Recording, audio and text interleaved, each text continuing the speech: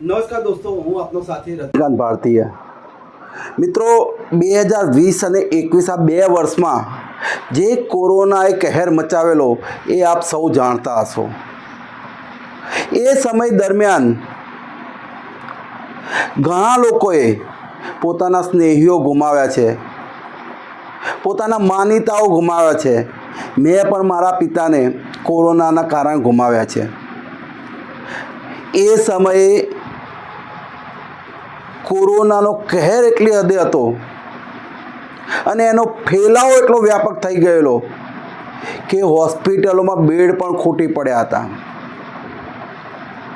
108માં આપણા સ્નેહીઓ કલાકો સુધી હોસ્પિટલની બહાર રાહ જોવી પડતી હતી દાખલ થવા માટે. કોઈ દર્દીને રજા આપવામાં આવે ત્યારે એમ્બ્યુલન્સમાં રાહ જોતા દર્દીનો નંબર લાગતો હતો. એટલી હદે દવાખાનાઓ કોરોનાગ્રસ્ત દર્દીઓથી ઉભરાતા હતા. રેમડેસિવિર અને ટોસિલિઝુમેબ જેવા ઇન્જેક્શનો ના મળવાથી કેટલાય લોકોના જીવ ગયા છે. એટલી હદે આ ઇન્જેક્શનોની અછત થઈ ગઈ હતી.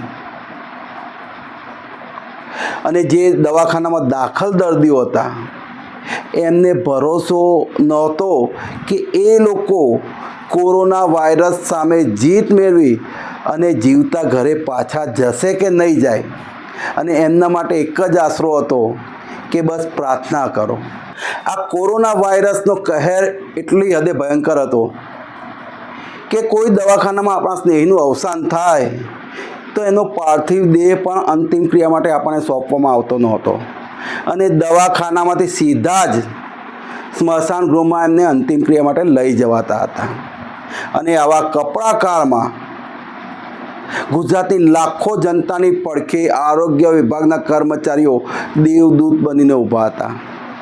આશા વર્કર બહેનોને ફેસિલિટેટર બહેનોએ ઘરે ઘરે સર્વે કરી કોરોનાના દર્દીઓ શોધ્યા, એમને ક્વોરન્ટાઇન કર્યા અને કોઈ ગંભીર બીમાર હોય તો એવા દર્દીઓને દવાખાનામાં દાખલ પણ કર્યા.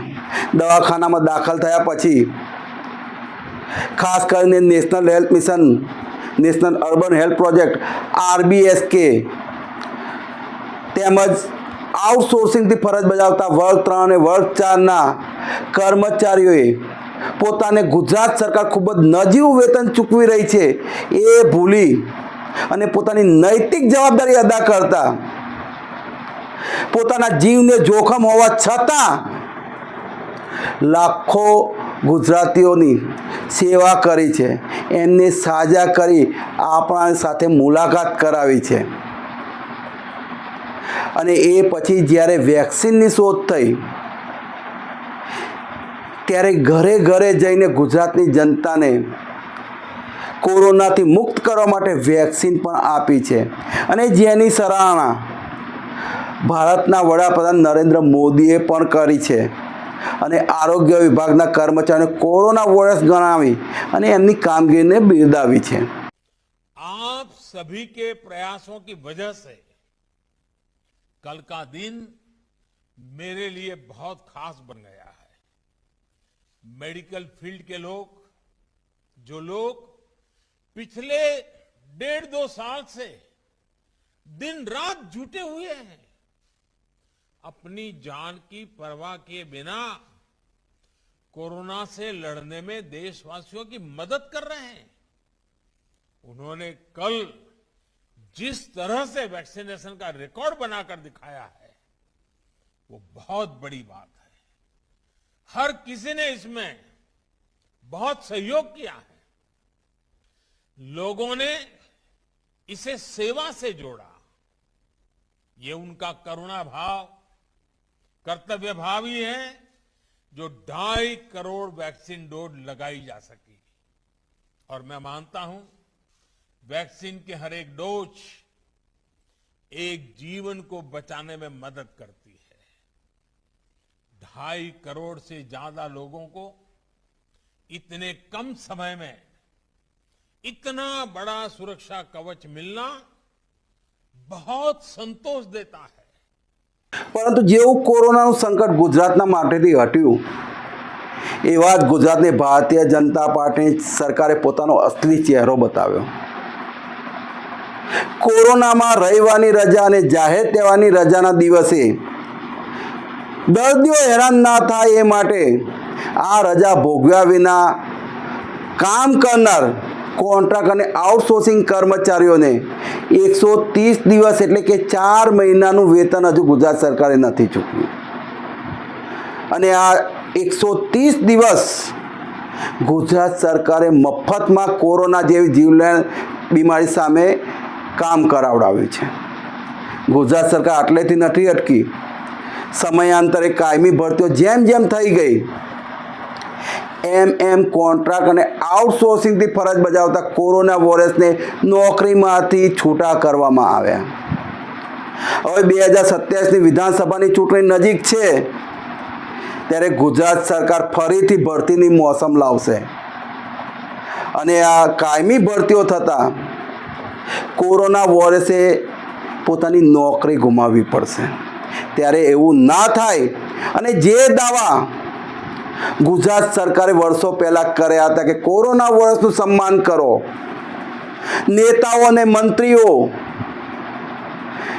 જે સ્લોગન પોતાના સ્ટેટસમાં લગાવતા હતા કે હું પણ કોરોના વોરિયર્સ, એ દિવસો ગુજરાત સરકારને યાદ કરાવું છું.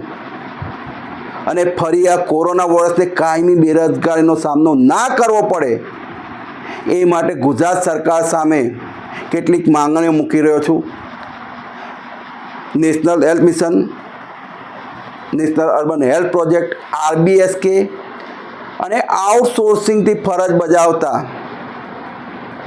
Multipurpose health worker, female health worker, staff nurse, pharmacist, lab technician અને ક્લાર્ક એમને કાયમી ભરતીની જે પરીક્ષા લેવાય એમાં 25 માર્ક્સ બોનસ રૂપે આપવામાં આવે, જેના કારણે આ કર્મચારીઓ પરીક્ષા પાસ કરી અને કાયમી નોકરી મેળવી શકે. અથવા તો કાયમી ભરતીઓને 2 ભાગમાં ડિવાઈડ કરવામાં આવે. એક જે ભરતી સામાન્ય રીતે થાય છે એ પ્રમાણે કરવામાં આવે અને બાકીની 50% જગ્યાઓ કોન્ટ્રાક્ટ અને આઉટસોર્સિંગના કર્મચારીઓની પરીક્ષા લઈ અને એમના દ્વારા ભરવામાં આવે. અને જેના કારણે આ કોરોના વોરિયર્સને કાયમી નોકરી મળશે અને ક્યાંક કંઈક અંશે સન્માન મળશે. અને આવું કરવાથી ગુજરાત સરકારની તિજોરી પર 1 રૂપિયાનો પણ બોજો પડતો નથી. એવી જ રીતે વર્ગ 4ના આઉટસોર્સિંગ કર્મચારીઓ જેવા કે પટાવાળા, સ્વીપર, વોર્ડ બોય, વોર્ડ આયા, ડ્રેસર, જેમની કાયમી ભરતી તો ગુજરાત સરકારે વર્ષોથી બંધ કરી દીધી છે અને આઉટસોર્સિંગ એજન્સીઓ મારફત એમનું વ્યાપક શોષણ કરવામાં આવી રહ્યું છે. ત્યારે આ કોરોના વોરિયર્સને પણ સન્માન આપવું જરૂરી છે. તો ગુજરાત સરકાર પંજાબ સરકારની જેમ જ આ વર્ગ 4ના કર્મચારીઓને કાયમી કરે. અને હું ગેરંટીથી કહું છું કે આઉટસોર્સિંગ એજન્સીઓ પાસેથી કર્મચારીઓ લેવા માટે ગુજરાત સરકાર જેટલું વેતન ચૂકવે છે એટલા રૂપિયા કર્મચારીઓને કાયમી કરવાથી નહીં ચૂકવવા પડે અને જેના કારણે ગુજરાતની તિજોરીનો પણ ફાયદો થશે. આશા વર્કરને, ફેસિલિટેટર વર્કરને કેમ ભૂલાય? આ બહેનો વર્ષોથી લઘુત્તમ વેતનની માંગણી કરી રહી છે. ત્યારે આશા રાખીએ કે બેટી બચાવો બેટી પઢાઓના દાવા કરનાર, મહિલા સશક્તિકરણના દાવા કરનાર ગુજરાત સરકાર આશા વર્કર, ફેસિલિટેટર બહેનોને લઘુત્તમ વેતન આપી અને એમની કોરોના કાળમાં જે કામગીરી કરી છે એને સન્માનિત કરશે. સાથે સાથે ગુજરાતની જનતાને પણ અપીલ કરું છું કે ગુજરાત સરકાર કોરોના વોરિયર્સને સન્માન આપે કે ના આપે, એમને સન્માન આપવા માટે આપ સૌના સાથની જરૂર પડશે.